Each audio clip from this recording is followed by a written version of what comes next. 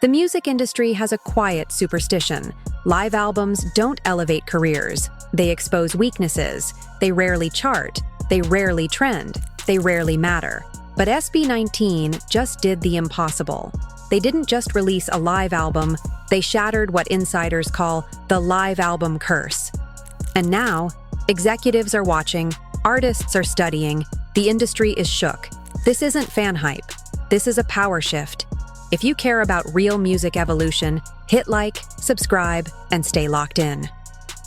The live album curse. Why most artists avoid it. In the music industry, there's an unspoken rule, almost a superstition. Live albums are career slowdowns. They've historically been labeled as contractual fillers, nostalgia packages, or polite ways to extend relevance between real projects.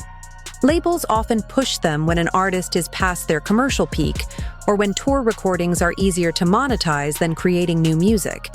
Rarely are they positioned as forward momentum. The numbers back the stigma. In the streaming era, live albums almost never outperform studio releases. They generate fewer playlist placements, lower replay value, shorter chart life. Industry executives quietly advise rising acts. If you're still building, don't gamble on a live record, because live albums expose everything. No vocal editing safety nets, no layered studio gloss, no algorithm-optimized hooks engineered for looping. Streaming culture amplified this bias. Attention spans shrank. Perfection became the expectation. And live recordings? They feel raw, less controlled, harder to replay. That's why most ambitious artists wait until legacy status to attempt one, when the fan base is locked in, when commercial risk is minimal. But SB19 didn't wait. They released a live album while still ascending, not reminiscing, not during decline, not as filler, at their peak. And that decision alone shattered the industry's quiet comfort zone. Why live albums usually fail in the streaming era. The streaming economy rewards precision. Clean intros, tight runtimes, studio-perfect vocals engineered for endless replay. Platforms are built for frictionless listening, and live albums introduce friction. Crowd noise interrupts hooks. Applause extends outros. Vocals bend differently each night. To casual listeners, that unpredictability feels less playlist-friendly. And in 2026's attention marketplace, perfection wins. TikTok doesn't trend full live sets. It trends 12-second moments. Spotify's algorithm prioritizes clarity and retention. Apple Music curators favor studio masters because they blend seamlessly into mood playlists. A live recording is harder to categorize, harder to loop, harder to automate. Then there's psychology. Listeners often treat live versions as secondary, something you watch on YouTube, not something you stream daily. For many artists, that means lower numbers and diluted momentum, which is why most management teams avoid it. It's safer to drop deluxe editions, acoustic remixes, feature collaborations. Live albums are unpredictable assets, and unpredictability scares labels. So when SB19 released theirs, it wasn't comfort. It wasn't nostalgia.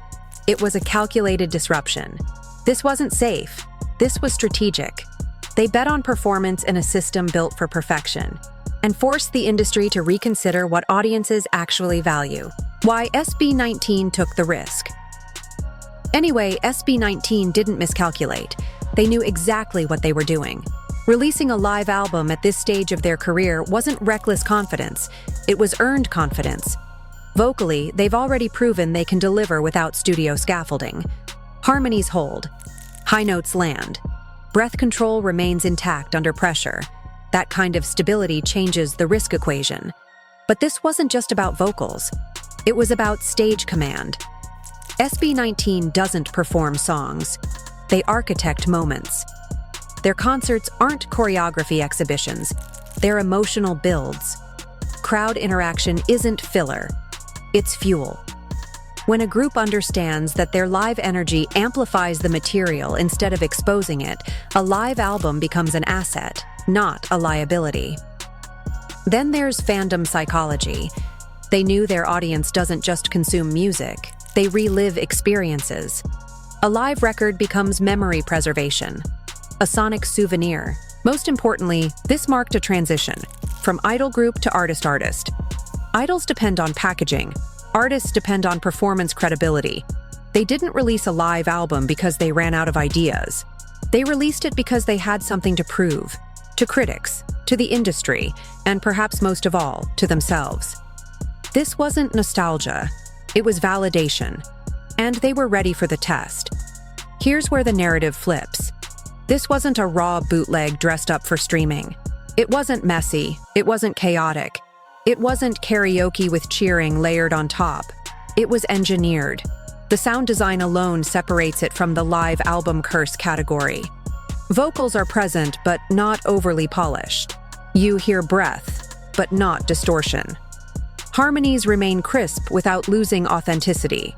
That balance requires surgical mixing, not luck. The crowd? Controlled, not overwhelming. You feel the arena, but it never swallows the song. Applause swells at the right emotional beats. Silence holds where it matters. That's intentional spatial engineering. Then there's vocal control. Runs are tighter. High notes feel riskier, and therefore more powerful. You can hear exertion without collapse. That's performance stamina captured correctly. But the real shift lies in the arrangements. Certain songs expand. Intros stretch. Bridges hit harder. Musical dynamics evolve in real time. These aren't replicas of studio tracks. They're reinterpretations. That's why it feels cinematic, like you're not just listening to a concert, you're inside one. This wasn't recycled content packaged for streams. It was a live experience translated with precision. And that's what changed everything. Studio tracks showcase discipline. Live performances reveal conviction. In the studio, you can refine a note 10 times. On stage, you get one chance, and the microphone remembers everything. That's where authority is born. Breath control becomes storytelling. You can hear the air between phrases, the split-second inhale before a high note, the strain that proves effort, not automation. It reminds listeners that a human being is behind the sound, not software. And then there are imperfections, a slightly rough edge, a cracked tone that recovers mid-line, a spontaneous laugh between lyrics.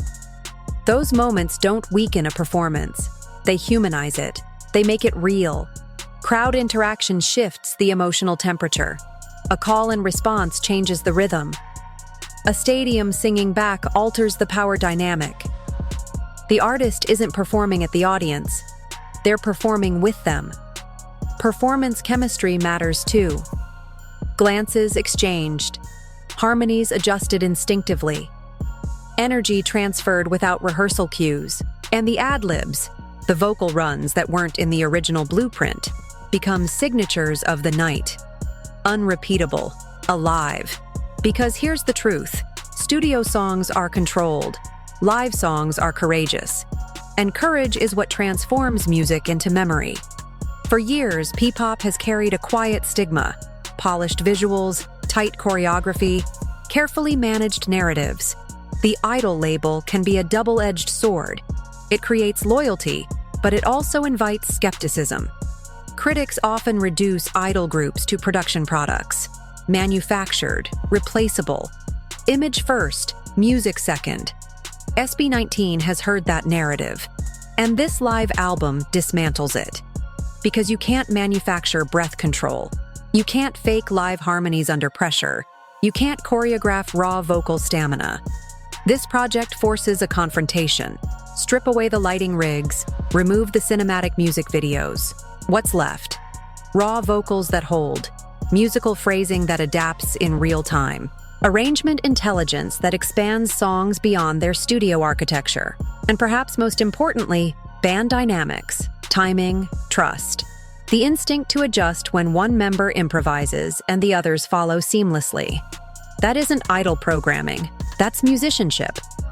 This wasn't image-based success wrapped in high production value. This was musician-level validation captured in front of thousands. And once critics are forced to acknowledge musical credibility, the narrative shifts permanently. They're no longer just performers. They're artists who can't be boxed in. SB19's live album wasn't just a creative statement, it was a calculated business maneuver. First, catalog depth. A live album adds layers to a discography. Streaming algorithms favor libraries with diverse content. Fans stay engaged longer, playlists get refreshed, and older tracks gain new context. This isn't nostalgia, it's strategic retention. Touring synergy amplifies the effect. A live record immortalizes tour energy, extending the life cycle of a show. Fans relive moments, and future ticket sales are boosted. Concerts stop being singular events, they become perpetual content. Merchandising becomes more potent. Exclusive bundles tied to the album, vinyl, posters, digital access, turn music into collectible commodities. Each purchase strengthens the ecosystem of fandom monetization without relying solely on streams. Ownership leverage also rises. Live albums often involve less external production interference. Rights remain cleaner, royalties higher, and licensing becomes simpler for film, television, and global sync deals. Finally, global positioning. A live album signals confidence to international markets. It's a declaration. We perform at world-class standards, anywhere, anytime. This strengthens longevity. It reinforces brand control. It improves negotiation power with labels, promoters, and sponsors.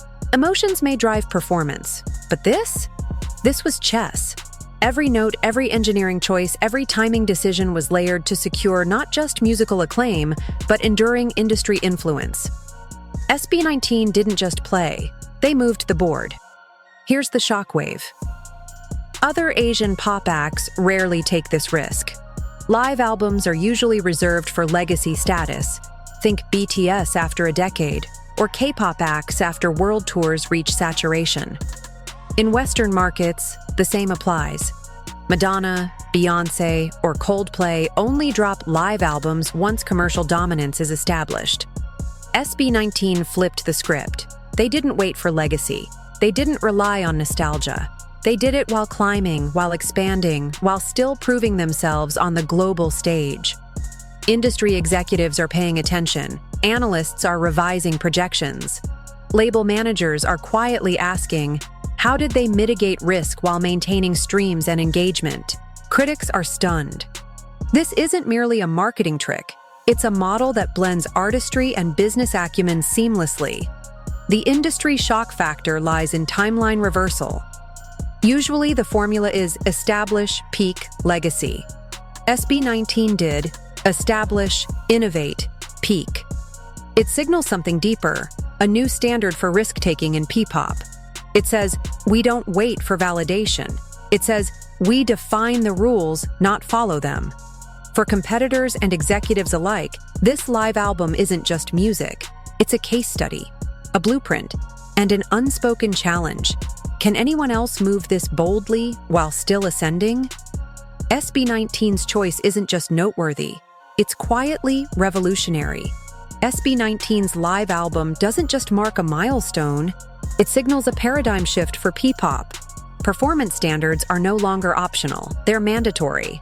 Audiences and critics alike now expect authenticity, stage command, and vocal excellence in real time. Idol groups can no longer rely solely on choreography or digital polish. The live stage is the proving ground, and SB19 set the benchmark. This also recalibrates global respect. For years, Asian pop acts have been measured against Western metrics of legitimacy. A live album executed with precision, passion, and production intelligence positions P-pop as not merely a niche or regional phenomenon, but a force capable of commanding international attention. The ripple extends to artist ownership models. By controlling content, performance rights, and production narratives, SB19 demonstrates that commercial savvy and creative autonomy can coexist. They redefine what it means to be an artist in a commercially driven industry. And culturally, perception shifts. P-pop is no longer a passing trend. It is evolving into an institution, a movement with standards, influence, and longevity. Key takeaway: they didn't just break a curse, they rewrote a rulebook. The message is clear. The future of P-pop now includes courage, innovation, and uncompromising artistry. SB19 just raised the bar, and everyone else has to follow. Here's the reality. The live album was never the point. It was a vessel, a medium, a catalyst. What SB19 truly showcased was confidence, the courage to step into untested territory while the world watched. They displayed identity, a refusal to be defined by stereotypes, labels, or industry expectations. Industry disruption was inherent in every note. By defying the so-called live album curse, SB19 challenged conventional wisdom, rewriting risk assessment for rising acts. Their timing, precision, and ambition signal that success is no longer about following precedent. It's about setting it. This was also long-term positioning. Every decision, from performance arrangements to production quality, solidified a blueprint for longevity. It wasn't about a single release, chart placement, or momentary trend. It was about constructing a legacy that outlasts hype cycles. The curse wasn't real. It only existed for artists who weren't ready. SB19 was ready. They didn't just release an album. They redefined how live music could impact a career, influence industry standards, and elevate cultural perception. And now, the industry has to catch up. The stage is theirs, the rules are rewritten, and P-pop's future just became unrecognizably larger, bolder, and more daring, all because SB19 dared first.